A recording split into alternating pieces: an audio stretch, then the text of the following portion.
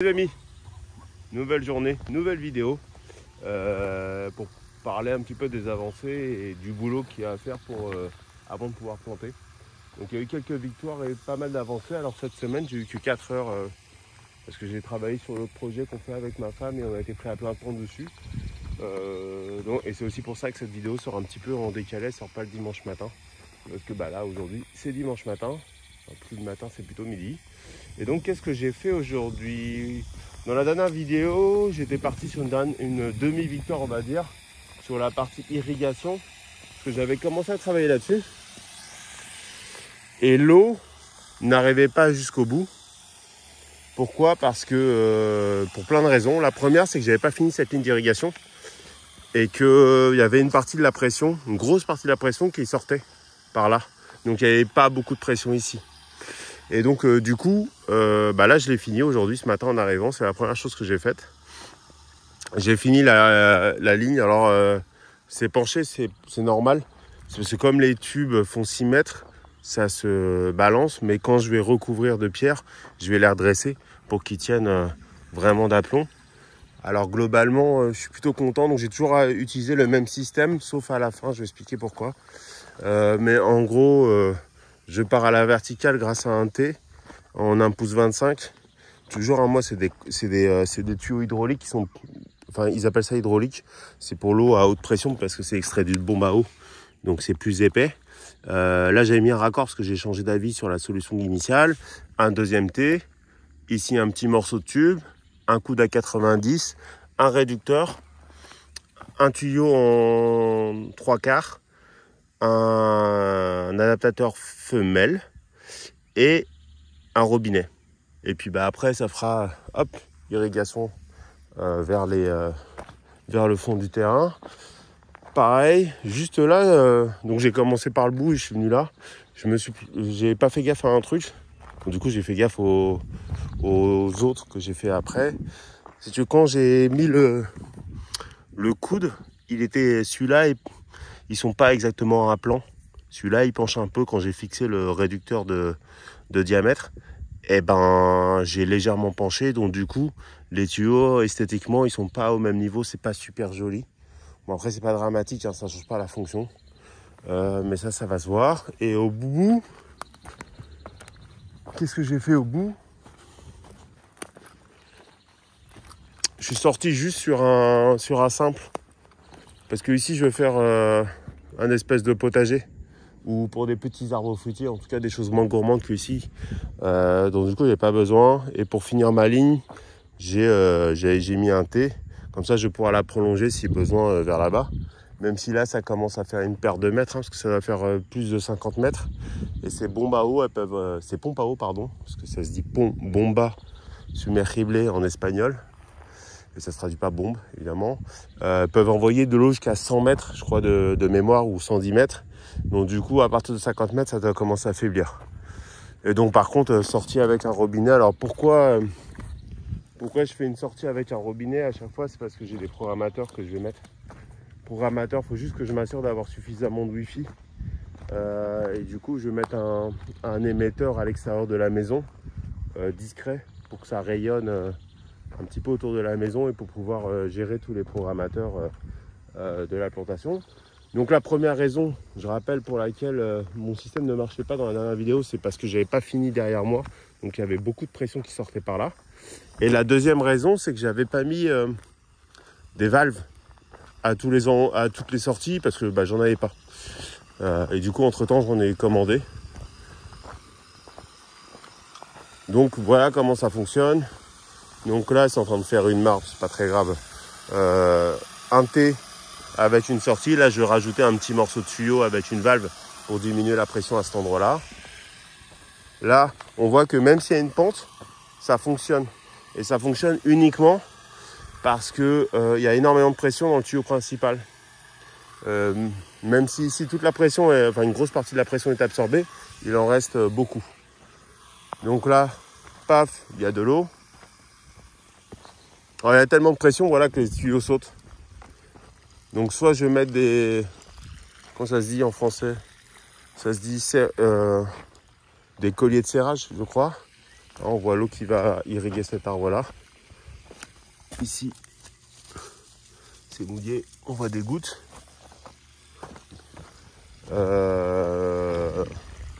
Puis bah, attendez, je vais vous reprendre dans 3 minutes. Je vous reprends.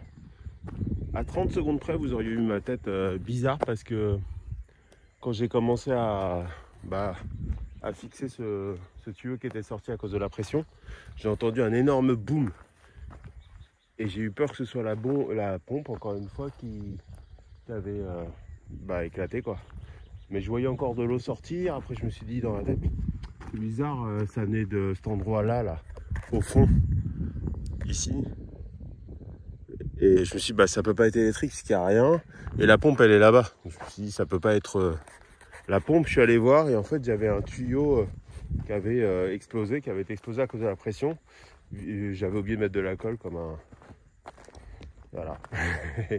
Et du coup, j'ai remis de la colle, j'ai redéclenché trop tôt l'irrigation, il a repété, donc là, je le laisse sécher tranquillement. Mais bon, on peut regarder ensemble parce que il y a encore les traces d'eau, même si j'ai arrêté la pompe. Donc là, c'était la partie que j'ai refixée. Ici, on voit bien que c'est mouillé. L'eau arrivait là sans aucun problème. Là, on voit de l'eau dans les tuyaux. Ici, on voit qu'il y a de l'eau. C'est super. Là, c'est mouillé. Là,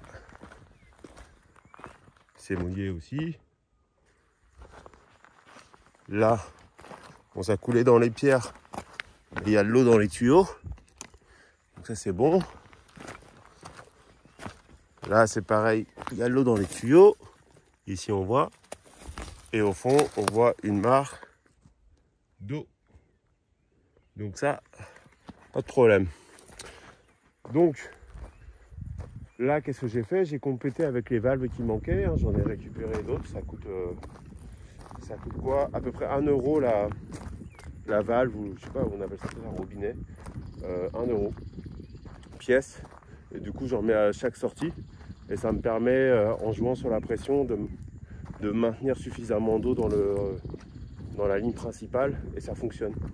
Je pense que même du coup, j'aurais pu tenter d'arroser les 4 arbres avec. Parce qu'au fond, tout à l'heure, quand j'irriguais, il y avait énormément de pression encore au fond. Donc je me dis, si je doublais l'alimentation et que je réglais plus finement les robinets pour alimenter chaque trou d'arbre, sans surprise, ça aurait fonctionné. Mais bon, je préfère jouer la sécurité. Et puis je sais pas, parce que en fait, je peux continuer de pousser là-bas. Je peux continuer de pousser vers le fond. Parce que c'est encore notre terrain. Et donc du coup, peut-être que si j'agrandis la ligne, je serais content d'avoir encore du jus là. Donc ça, c'est bon. J'en ai profité du coup pour faire aussi la fin de... Enfin, la fin. J'ai un syndrome comme beaucoup de gens, je commence plein de choses et je les finis pas. Et je vais commencer d'autres choses parce que je vais tout faire en même temps, mais non. Faut finir ce qu'on a commencé. Donc là, j'avais fait cette partie, le coude, et je m'arrêtais là comme un... Enfin, c'était pas super propre. Il y avait juste la sortie qui était là. Donc j'ai rajouté un petit coude. J'ai récupéré cette partie là-bas que j'ai changé parce que j'ai mis 2 sorties à la place d'une. Et là, en fait, j'ai directement... Au début, je voulais avoir un contrôle de vanne. Vous avez des machines, ça imite une main, ça ouvre et ça ferme les vannes. Mais c'est pas si simple que ça que de trouver des vannes pour ce diamètre de tuyau. Donc au final, je vais mettre un programmateur de la même façon. Et ça me permettra d'alimenter la mare. Parce que comme il fait chaud, il y a pas mal d'évaporation. Au gré des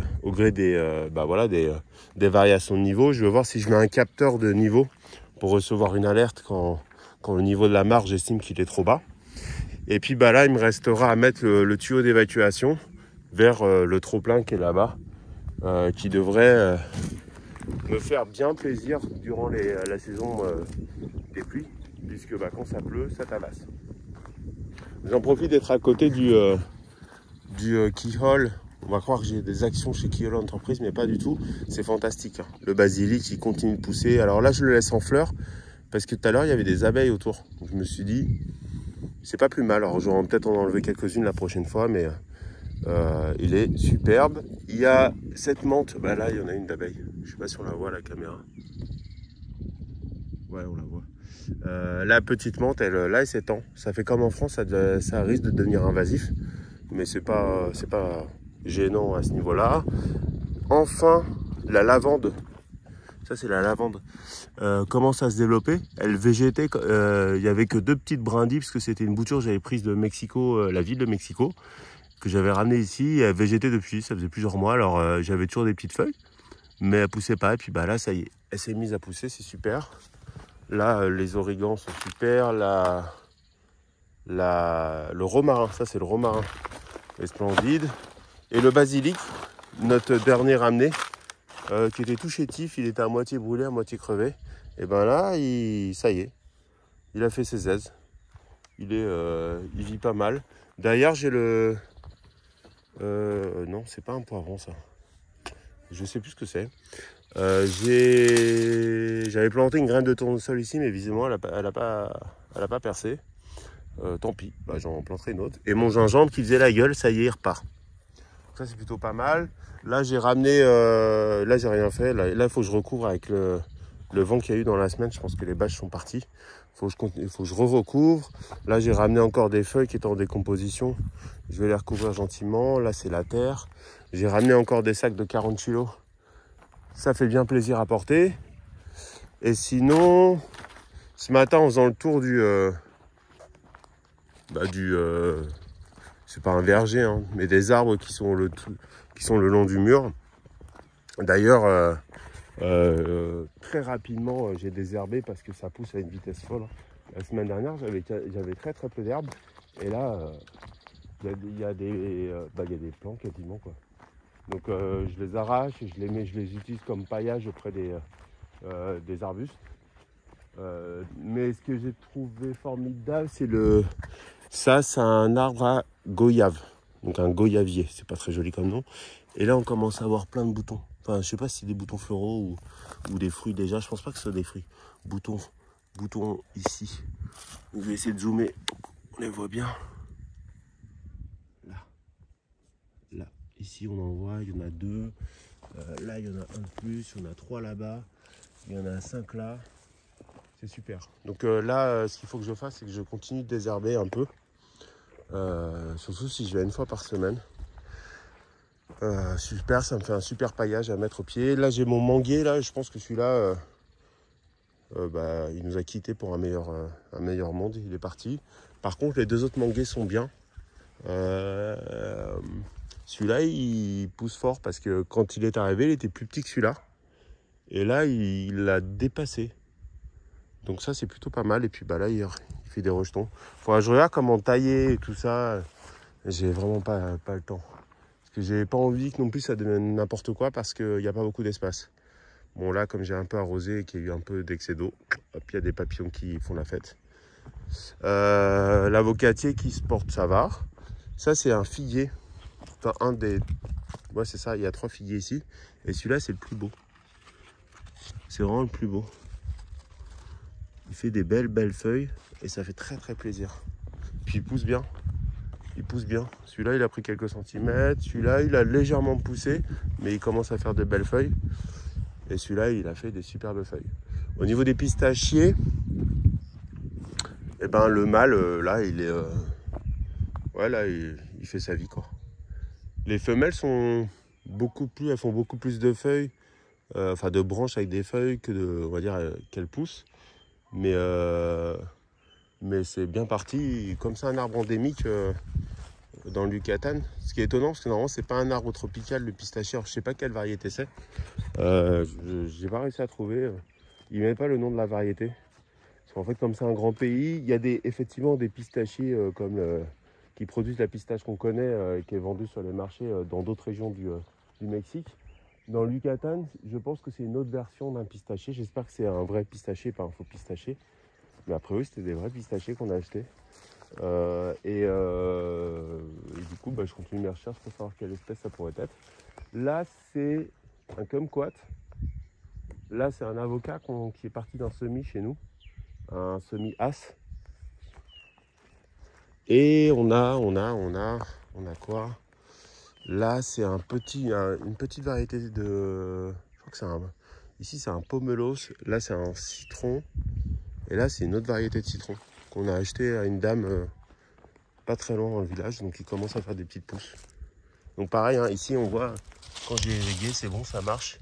Ça va jusqu'en haut sans aucun problème.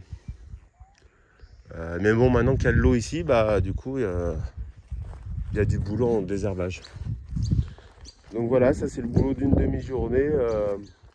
Finir l'irrigation là-bas, mettre les valves, donc du coup rajouter les tuyaux sur l'été, et rajouter les valves, et puis faire un petit bout d'irrigation là-bas, ramener, décharger tout ce que j'ai ramené pour la future plantation.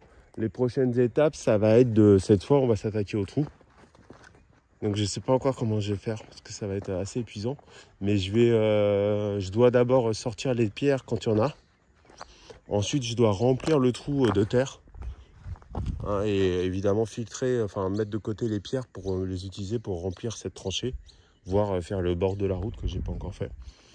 Une fois que j'ai mis la terre, il faut que je mette mon fumier qui est en train de maturer, on va dire, et qui sent rien, donc moi à mon avis il est déjà fait.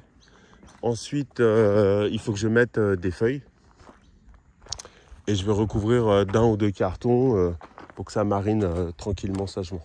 Ah oui, je pense à un sujet dans une des vidéos sur l'irrigation.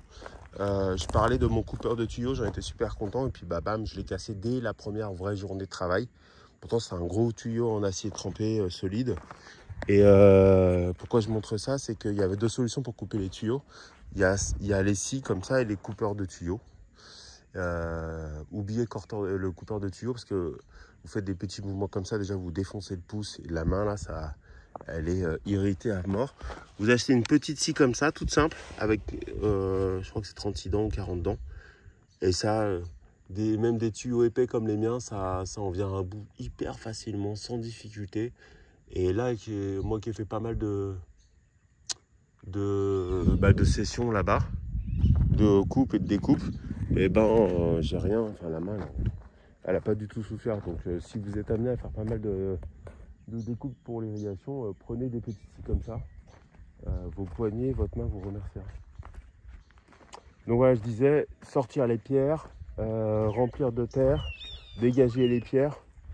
Ou faire des tours d'arbres, mettre de la terre, mettre le fumier, mettre aussi un peu de cendre parce que j'ai pas mal de cendre que j'ai récupéré, mettre ensuite les feuilles, recouvrir de carton.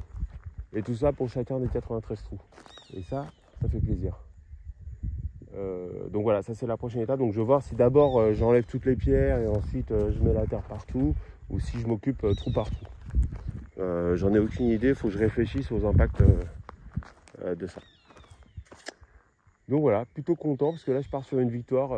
Il y a de l'eau jusqu'au bout, donc ma conception d'irrigation fonctionne. C'est pas complètement débile ce que j'ai fait. Et puis la prochaine étape sur l'irrigation, outre le fait de mettre toutes les rangées de tuyaux, faudra que je vois comment esthétiquement je les masque à la fin. C'est pas très très joli, mais bon. Ça sera de gérer la partie programmation, mais ça je pense que ça va pas être trop compliqué. Pour moi. Et donc avant ça, il faut que je m'occupe de la partie internet puisqu'on est dans une zone un peu reculée, donc il n'y a pas de 4G par exemple. Et donc il n'y a pas de... Ici, vous ne pouvez pas contracter un abonnement chez un opérateur de télécom standard, il faut que vous passiez par un système d'antenne. Et il en existe un qui est assez connu au Mexique et dans le monde qui s'appelle Starlink de Elon Musk. Pas de partenariat, mais il faut dire ce qu'il est. Il est assez recommandé et surtout dans les petits villages comme ici. Et donc du coup, je pense que je vais partir pour ça. Donc voilà. À très bientôt. Et je vous souhaite une bonne semaine. Et moi, je vais penser à tout le boulot que je dois faire pour compléter ça. À bientôt.